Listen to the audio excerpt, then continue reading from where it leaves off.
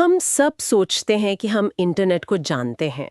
Google, YouTube, Instagram, मतलब हमारी दुनिया तो इन्हीं के आसपास घूमती है। ऐसा लगता है कि जो कुछ भी गूगल पे नहीं है वो शायद वो है ही नहीं। बिल्कुल सही कहा। और ये सोचना एक बर्फीले पहाड़ को देखकर ये मानने जैसा है कि बस इतना ही है। हाँ, जो सतह पे दिख रहा है बस वही। हाँ, जबकि असली इंटरनेट का आप मानेंगे नहीं, लगभग 90% हिस्सा तो सतह के नीचे छिपा हुआ है। और आज हम इसी छिपी हुई विशाल दुनिया के बारे में गहराई से बात करने वाले हैं। हम गोता लगाएंगे डीप वेब और उसके सबसे बदनाम कोने डार्क वेब की गहराइयों में। और एक बात हम शुरू में ही साफ कर दें, हमारा इरादा किसी को डराने का नहीं है। नहीं, बिल्कुल नहीं। बल्कि जानकारी देने का है। ये समझना है कि आखिर ये है क्या।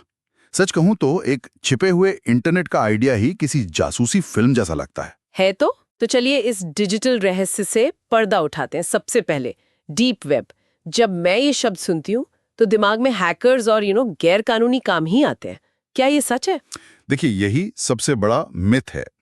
असल में हम सब रोज डीप वेब का इस्तेमाल करते हैं। अच्छा। हाँ, और हमें इसका एहसास तक नहीं होता। डीप वेब का मतलब खतरनाक नहीं है। इसका सीधा मतलब है छिपा हुआ। हाँ। ये इंटरनेट का वो हिस्सा है जिसे गूगल जैसा सर्च इंजन इंडेक्स नहीं कर सकता। मतलब वो उसे खोज नहीं सकता। और ऐसा जानबूझकर किया जाता है। जानबूझकर मतलब सिक्योरिटी के लिए, जैसे मेरा ऑनलाइन बैंकिंग पोर्टल। एग्जैक्टली। जब मैं लॉगिन करती हूँ तो गूगल पर तो नहीं दिखता। बिल्कुल, वही डीप वेब है। आप सोचिए, अगर आपका बैंक अकाउंट, आपके सारे ट्रांजैक्शंस गूगल सर्च पर दिखने लगे तो क्या होगा? अरे वो तो भयानक होगा, है ना? या फिर आपके प्राइवेट ईमेल, आपके नेटफ्लिक्स की वॉच हिस्ट्री या आपके हॉस्पिटल के मेडिकल रिकॉर्ड्स, ये सब बहुत ही संवेदनशील जानकारी है। ये सब डीप वेब में ही सुरक्षित रहती है। अच्छा, तो ये इंटरनेट का वो वीआईपी सेक्शन है जहां सिर्फ वही जा सकता है जिसके पास पासवर्ड की चाबी हो। एक तरह से कह सकते हैं। ये तो काफी राहत की बात है कि मेरा बैंक अकाउंट डीप वेब में सुरक्षित है। लेकिन फिर वो सारी डरावनी कहानियां कहां से आती हैं? जाहिर है, इस छिपी हुई दुनिया का कोई अंधेरा कोना भी होगा। हाँ, और वही कोना है डार्क वेब।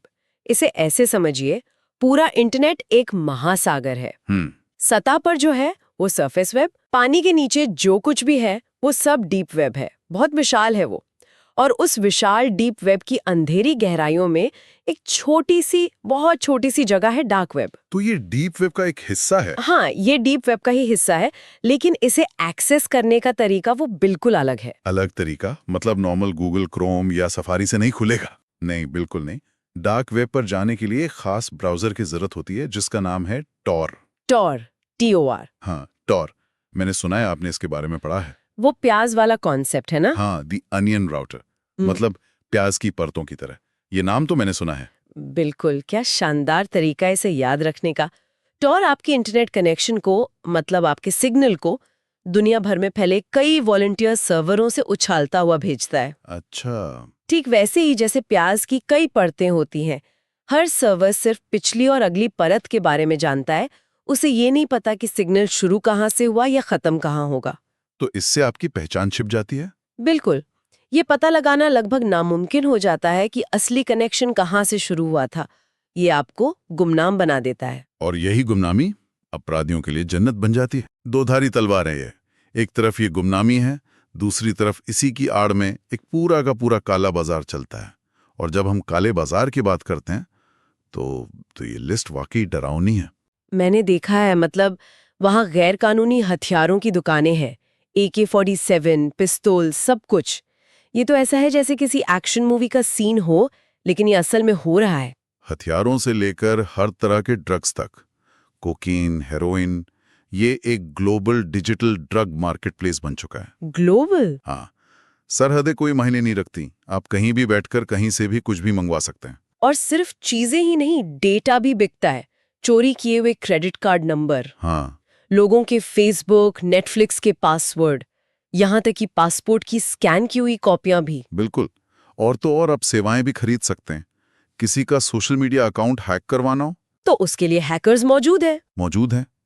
किसी कंपनी के नेटवर्क को ठप करने के लिए रैंसमवेयर चाहिए, वो भी मिल जाता है।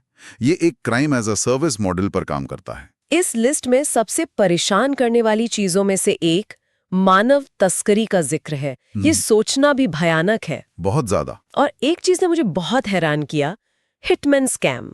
एक मिनट, मतलब वहां सुपारी लेने के नाम पे भी धोखा होता है? हाँ, ये विडंबना ही है। अपराध की दुनिया में भी कोई कंज्यूमर प्रोटेक्शन नहीं है। कमाल है। कई रिपोर्ट्स बताती हैं कि वहां मौजूद शायद 90% सेवाएं असल में स्कैम हैं। 90%? हाँ, आप किसी को पैसे भेजते हैं और बदले में आपको कुछ नहीं मिलता या नकली सामान मिलता है। और सबसे मजेदार बात, आप पुलिस के पास शिकायत करने भी नहीं जा सकते। जाहिर है, मतलब डार्क वेब पे सबसे बड़ा खतरा शायद पुलिस से ज्यादा दूसरे अपराधी ही हैं। यहाँ तो चोर चोर मौसेरे भाई वाली कहावत भी फेल हो जाती है। जहां किसी पर भरोसा नहीं किया जा सकता। और यही हमें इसके असल खतरों की तरफ ले जाता है। कई लोग सोचते हैं कि ये कानून से परे एक आजाद दुनिया है, जैसे कोई डिजिटल वाइल्ड वेस्ट। लेकिन ऐसा है नहीं, है ना? बिल्कुल नहीं। ये वाइल्ड वेस्ट जैसा लग सकता है, लेकिन यहाँ के शेरिफ यानी दुनिया भर की कानून प्रवर्तन एजेंसियां, FBI, इंटरपोल, भारत की NIA, वो हमेशा नजर रखे हुए हैं। वे लगातार इन नेटवर्क्स में घुसपैठ करते हैं, बड़े बड़े मार्केट प्लेसेस को बंद करते हैं और लोगों को गिरफ्तार करते हैं। गुमनामी की कोई गारंटी नहीं है। और कानूनी नतीजों के अलावा तकनीकी खतरे भी होंगे, जैसे वायरस या मैलवेयर। बहुत ज्यादा। सिर्फ एक गलत लिंक पर क्लिक करने से आपका पूरा कंप्यूटर लॉक हो सकता है। अरे बाप रे! आपका कैमरा और माइक ऑन हो सकता है, आपकी निजी फाइलें चोरी हो सकती हैं, या आपके डिवाइस को किसी बड़े साइबर हमले का हिस्सा बना दिया जा सकता है बिना आपकी जानकारी के। तो ये कोई टूरिस्ट स्पॉट नहीं है जहाँ कोई यूं ही घूमने चला जाए। बिल्कुल नहीं। ये सब सुनकर तो लगता है कि कोई समझदार इंसान वहां जाएगा ही नहीं। फिर भी ये बाजार चल रहे हैं। मतलब वहां ग्राहक भी हैं और दुकानदार भी। आखिर है कौन ये लोग? जाहिर है, इसके मुख्य उपयोगकर्ता साइबर अपराधी, तस्कर, ड्रग डीलर और हैकर्स ही हैं। यहां तक कि आतंकवादी संगठन भी इसका इस्तेमाल सुरक्षित बातचीत और योजना बनाने के लिए करते हैं। लेकिन हाँ, यहाँ एक जरूरी सवाल उठता है, क्या इस गुमनामी का इस्तेमाल सिर्फ और सिर्फ बुरे कामों के लिए ही होता है? मुझे शक है, लेकिन मेरा अनुमान है कि इसका कोई अच्छा पहलू भी होगा। इस तरह की टेक्नोलॉजी कभी भी पूरी तरह से एक तरफा नहीं होती। और आप सही हैं। वही गुमनामी जो एक अपराधी को छिपाती है, वो एक कमजोर इंसान के लिए ढाल भी बन सकती है। सोचिए, एक ऐसा देश जहां सरकार के खिलाफ बोलना मौत को दावत देना है, वहां एक पत्रकार अपने स्रोत से, अपने सोर्स से कैसे बात करेगा? सामान्य फोन या ईमेल से तो बिल्कुल नहीं। वो तो सीधे सीधे पकड़े जाएंगे। सही।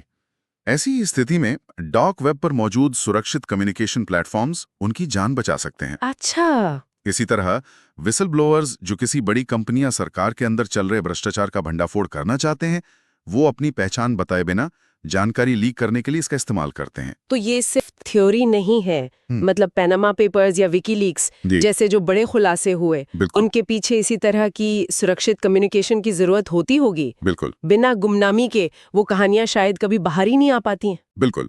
यहाँ तक कि सरकारी एजेंसियां खुद भी इसका इस्तेमाल करती हैं। अच्छा। हाँ, अपराधियों पर नजर रखने के लिए या अंडरकवर ऑपरेशन चलाने के लिए उन्हें भी उसी गुमनामी की जरूरत पड़ती है। हाँ। तो ये गुमनामी अपने आप में अच्छी या बुरी नहीं है, ये एक टूल है। एक टूल। सवाल ये है कि उस टूल का इस्तेमाल कौन और किसके लिए कर रहा है। लेकिन एक बहुत बड़ा लेकिन भी है। ये सब कानूनी या नैतिक उपयोग इसे किसी आम इंसान के लिए सुरक्षित जगह नहीं बना देते। खतरे अभी भी बहुत ज्यादा हैं। हाँ, एक आम इंसान के लिए जिज्ञासा में भी वहां जाना फायदों से कहीं ज्यादा जोखिम भरा है। ये उन लोगों के लिए बना है जिनके लिए गुमनामी जीने मरने का सवाल है, ना कि उनके लिए जो सिर्फ ये देखना चाहते हैं कि वहां क्या होता है। ठीक है, तो आज की इस बातचीत को अगर हम समेटें तो तस्वीर काफी साफ हो जाती है। सबसे पहली और बड़ी बात, डीप वेब और डार्क वेब एक ही चीज नहीं है। हाँ, बिल्कुल।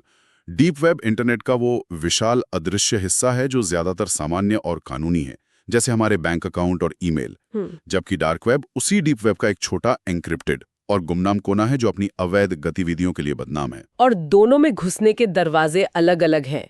डीप वेब में हम पासवर्ड डालकर रोज जाते हैं, डार्क वेब के लिए टॉर जैसे खास ब्राउजर की चाबी लगती है। तीसरा सबसे जरूरी सबक यह है कि डार्क वेब के खतरे असली और गंभीर हैं। कानूनी कार्रवाई, 90% तक स्कैम का धोखा और खतरनाक मैलवेयर, ये कोई मजाक नहीं है, और कानून की नजर हमेशा वहां रहती है। और आखिरी बात, ये गुमनामी एक शक्तिशाली टूल है। इसका इस्तेमाल विसल ब्लोइंग जैसे अच्छे कामों के लिए भी हो सकता है, लेकिन ज्यादातर इसका इस्तेमाल अपराध और बुरे कामों के लिए ही होता है। बिल्कुल सही। ये एक जटिल और विरोधाभासों से भरी दुनिया है। आज हमने जो भी बातें की वो इस पर थीं कि डार्क वेब क्या है, लेकिन ये बातचीत एक गहरा सवाल पीछे छोड़ जाती है जिस पर शायद हमारे श्रोता सोच सकते हैं। हाँ, ये सवाल है कि डार्क वेब क्यों है? हमारे समाज या हमारी टेक्नोलॉजी में ऐसी कौन सी ज़रूरतें या कमियां हैं जो इतनी गहरी गुमनामी वाली जगहों को जन्म देती हैं? और इसका अस्तित्व हमारे सामान्य रोज़मर्रा के इंटरनेट पर प्राइवेसी और निगरानी के भविष्य के बारे में क्या बताता है? ये एक बहुत ज़रूरी सवाल है, क्योंकि इसका जवाब हमें सिर्फ डार्क वेब के बारे में नहीं, बल्कि हमारी अपनी डिजिटल दुनिया की हकीकत के बारे में बहुत कुछ सिखाता है।